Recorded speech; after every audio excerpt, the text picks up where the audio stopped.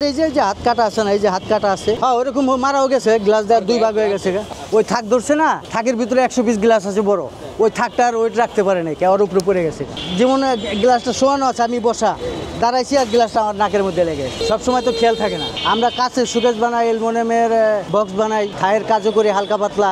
এই যে একটা সুকেজ বানাইছি, আরো 2টা বানাইছি, ডেলিভারি দিয়ে দিছি। আস্তা গ্লাস কাইটা গাম দেওয়া, তারপরে মাপ যার যার মাপ আছে মাপ মতো বানাইছি। তারপরে আগামীকাল আসবে, আগামীকাল আসলে স্লাইডিং লাগাই তাকে দিয়ে দেবো। আর এটা মূলত আমরা স্টিচ থেকে বানাই। আস্তা সিট দেওয়া হলে তো আমাদের পোষাইবো না, আমরা কাটিং গ্লাস ভাঙ্গা চুরা আইনা যে কাইটা সাইটে এটারে কমপ্লিট করে বিক্রি করি, যাতে আমাদের সাশ্রয় হয়, পার্টিও একটু কম দামে পায়। যেমন যে এখানে যে ফালি রাখছি, বলবো আমার 6 ইঞ্চি 16 ইঞ্চি গ্লাস থাকবো, নেন আছে বাস কাইটা দিয়ে দিই। পার্টি যেভাবে বলবে, কাস্টমার যেভাবে বলবে, যে ডিজাইন দিয়ে দেয় ওইভাবে আমি বানাই দিই। এগুলি হচ্ছে গ্লাস, মনে করেন যে হয়তো একটু ডিফিকাল্টি আছে, ওই আমাদের দিয়ে দিলে আমরা আবার মোটিফাই করে ফ্রেম বানাই বাস বিক্রি করি। এখানে সমস্যা কিছু না, যেমন এই ফ্রেমটা ছিল না, এই গ্লাসটা ছিল, এখন ফ্রেম বানায় ঝুলাই দিচ্ছে, বিক্রি হয়ে যাবে। আছে বিভিন্ন ধরনের আছে, বিভিন্ন কাজও আসে এখানে, যে যেভাবে বলে আর কি সেভাবে বানাই দিই।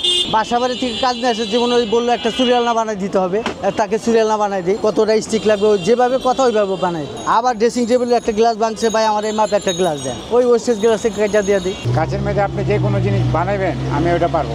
এখানে কাচের মেয়েদের পুরান আর নতুন কোনো ডিফারেন্স নেই। এই কাজটা সব নতুন কাটিং হয়েছে না, এটা ওয়াস্টেজ বাচ্চা, এটা আমরা নিয়েছি, এটা নতুনই এখন, এটা কোনো পুরান হয় না। যেটা একদম পুরান ওইটা কাজ চলে না। হ্যাঁ, এটা যেমন আমি কিনে আনতে গেলে লাগবো 160 টাকা স্কোয়ার ফিট, আর আমার তো নিতে পারবেন আপনি 100 টাকার মেলে। ইনফুটারের মাল আনে, ইনফুটার মালাতে ভাঙা পারিলে ওইটা আমরা কিনে নিয়ে আসি। ডাইনিং টেবিল আছে না, ওই ডাইনিং একটা টেবিল বানিয়েছিলাম অনেক সুন্দর করে। এটা ওই আপনি বিসমিল্লাহ টাওয়ারে এক বাসায় দিয়েছি, খুব খুশি হয়েছে। কারণ বাজার আছে, তারপরে পল্টন আছে, পল্টন বড় বড় দোকানে গিয়ে দেখবেন এই যে আঙ্গো হাতের করানো জিনিস আছে, ফ্যাক্টরিতে বানাইতে থাকে, ওইখান থেকে নিয়ে যায়। যেমন এটা আমি কাটছি না, ফ্যাক্টরিতে যাবো, এটা গসা হইব, চেরমুড়া গসা হইব, গসা হওয়ার পরে আবার এটার ভিতরে কাজ আছে।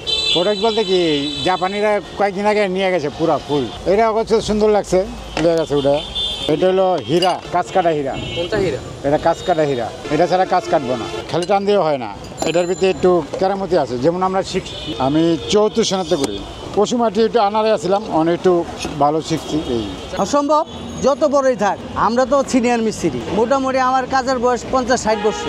এখন আমাদের অভিজ্ঞতা হয়ে গেছে, কে কি চায় ওইভাবে বানাই দেয়। কাজ বলতে সবই কঠিন, আবার কিছুই না। বিভিন্ন ধরনের যে ওয়েস্টেজ গ্লাস আছে, কোনা আছে, যেমন বড় বড় ফ্যাক্টরি থেকে বাদ করে দিছে, ওইগুলি গ্লাস আবার এখানে বিক্রি করে। তো এগুলি আবার মোটিফাই করে, যেমন এই যে ফ্রেম আছে, এগুলো যা লাগাইলে বিক্রি হয়। আগে যে ব্যবসা ছিল, এখন বর্তমানে ওই ব্যবসা মোটামুটি একদম মন্দা। তবে 7-6 মাসে বেশি না, 15-20 হাজার টাকা ইনকাম করা যায় হাইস্ট।